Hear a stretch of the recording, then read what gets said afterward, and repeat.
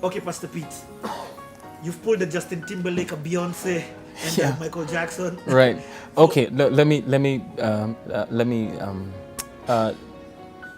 I'm trying to find a Christian alternative, but it's not working. Fred Hammond. I did a Fred Hammond. So you did a Fred Hammond, then you decided to go solo. Yeah. So I left commissioned. So this 90s now, about the early 90s. This is 1990. Oh man, it's the beginning. It is absolutely 1990.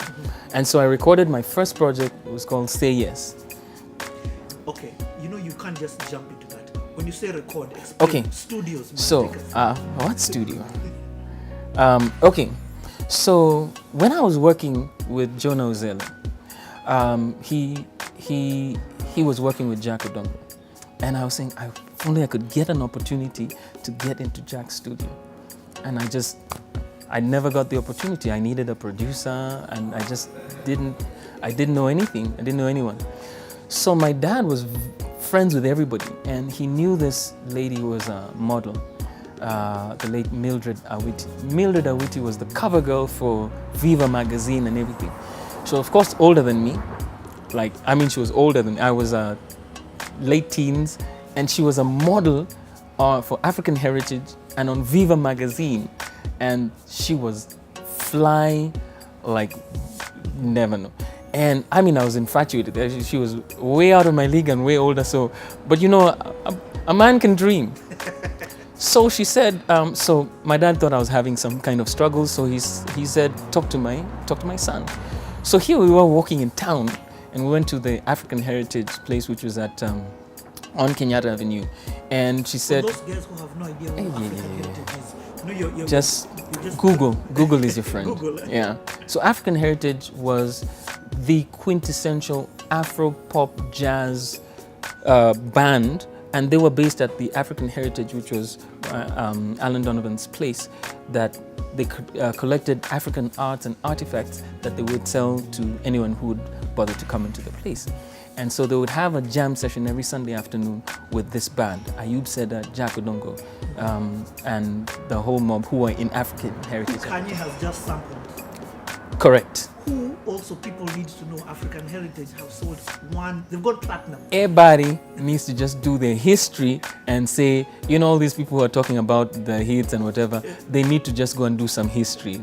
Talk about African Heritage, Safari Sounds, just go and do your homework. Yeah. Go and do your homework. Some of these guys are still alive. Yeah, Jack Odongo, we definitely need to have a conversation. You need to have a conversation with Jack. Ayub said and Jack. Anyways, so these guys are doing their thing. They're unreachable. I'm broke, and they're unreachable. But Mildred just holds my hand, almost literally, and says, let's go and have tea or coffee. So we talk, I'm doing my drawings, everything. So I'm carrying my paintings. In my heart, I want to be a musician, but my hands are doing this art thing. And so I draw, some portraits and stuff. So she says, let's go to African Heritage. We're there, we talk.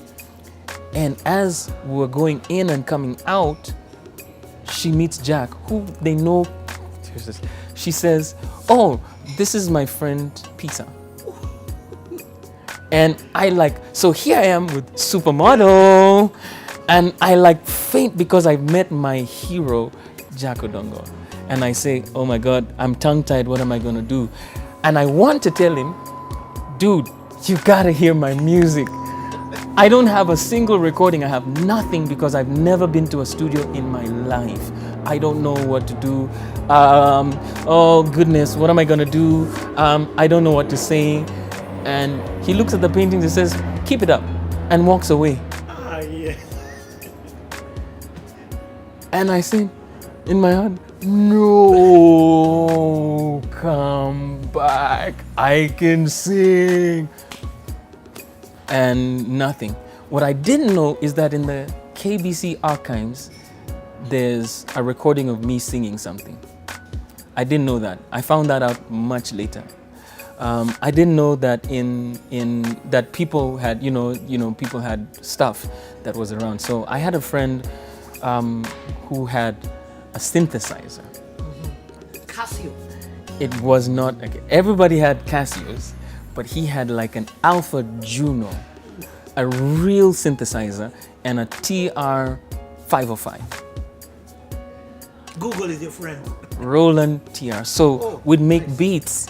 We'd make beats and he'd record, and then, you know, we'd relay the things and then put them into his tape recorder, twin deck, and sort of hotwire the thing, and we'd do recording. So that was the first recordings we ever did. And so I had these demos with me doing this stuff. And I mean, like, it was, his factor was, it was raining on those tapes, like, shh. And somewhere beneath there was some music. And so, but then it was music like had never been heard before, because every time I played it for somebody, they jump. There was a shock factor. So here I am, late teens, late teens, and we were doing songs with what's that thing? Cameo beat, word up beat.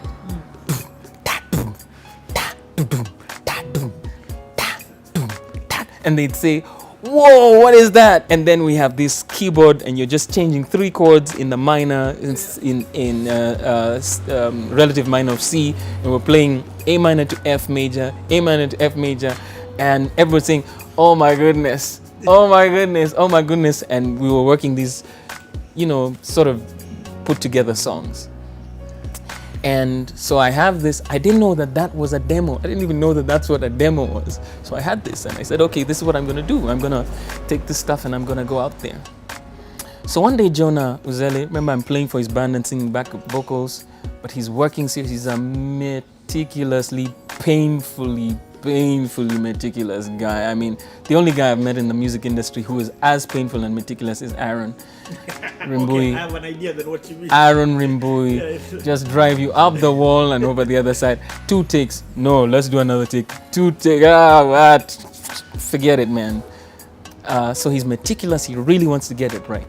And he says, and so one day he's going to the studio, and I happen to be in the car, and he ends up at Jack Odongo's studio. Woo. And I walk into the studio. It's a home studio. It's what everybody now has in their computer, but in real. I mean, there's layers of keyboards. There's a DX7, Yamaha DX7, which was the axe of the day. So there's a DX7. He had I think a Proteus and a couple of other keyboards. He had a drum machine there. I think it was an R8 Roland drum machine, and multi-track recorder, 4-track recorder that was sitting there. And they were working on the tail end of the Princess Patra ad. Princess Patra ad was like now this ad was like something you've never heard.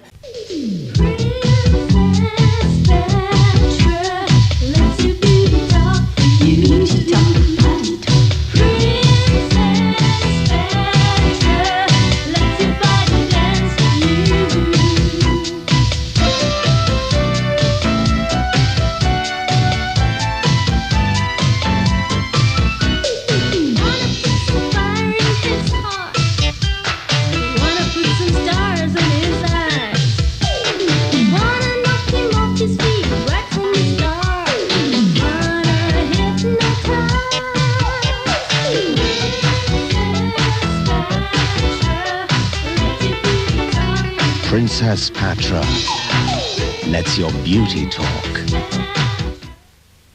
It was so cool that they actually did 33 RPM, pressed to 33 RPM that they actually sold or gave to their clients. What? It was an amazing ad. The song basically went, Princess Patra, let your beauty talk for you. And the ad had this girl who was dancing in a club with the lights and everything. So it was a really cool thing with Simon drums. It was so cool. And I was listening to them doing the tail end of this, and then Jack said something like, we need to go to the Valley Road studios. So where Sitam Valley Road is now, they had a studio where they'd record radio ads. And so I went, that was the first experience I ever had of being in a studio. and we were hearing the tail end of some of these advertisement things. Yeah. And so suddenly, Jack is letting me tag along.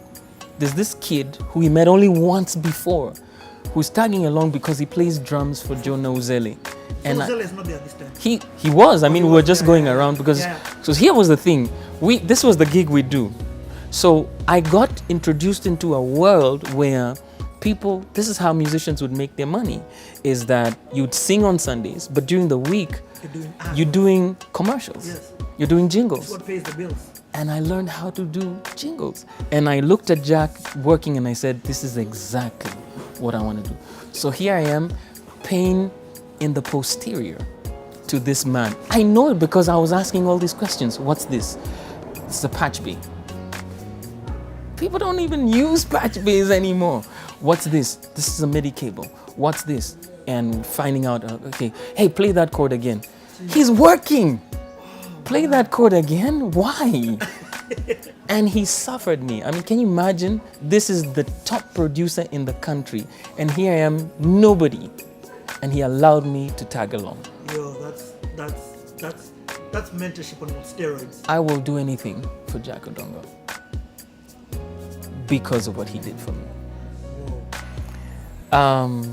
And so I owe my music to people like Guido Kibukosia, who, if I'd never seen him slap the bass, I'd never have started playing bass guitar.